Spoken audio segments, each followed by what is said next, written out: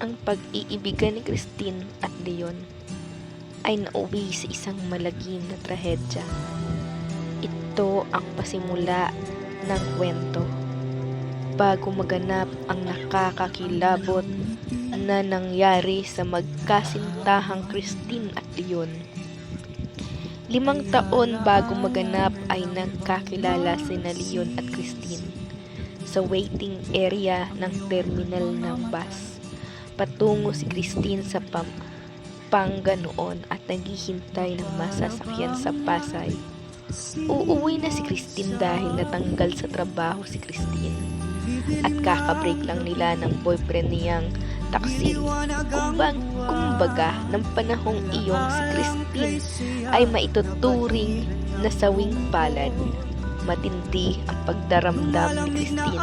Umiiyak ito habang hinahayaan niyang mabasa ng ulan at nagkataon noon na wala naman masasakyan. Dahil sa malakas na bagyo ay suspende ang mga masasakyan.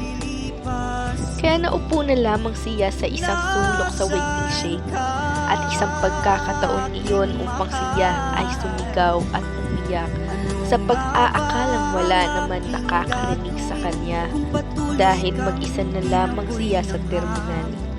Ngunit isang matikas at matipunong lalaki ang bumaba ng magkarang sasakyan. Nagpunta sana ito sa terminal para sunduin ang haliparot niyang nobya. Subalit hindi ito tumating at nang makita niya ang dalagang umiiyak ay pinuntahan niya ito at pinayungan. Saka niya inalok na siya na lamang ang maghahatid sa dalaga kung saan ito uuwi. Pilit na tumatanggi ang dalaga dahil hindi ito nagtitiwala sa estranghero.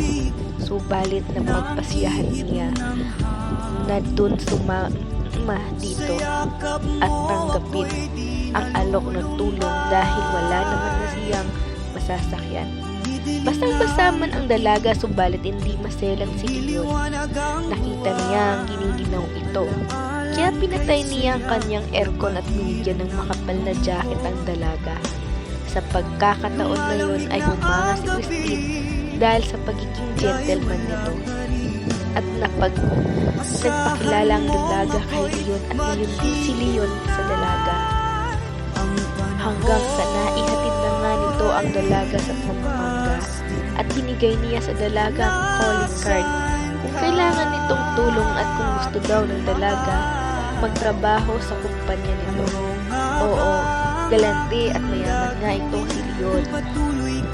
Siya ang may pinakamalawak na ari-arian sa Cebu at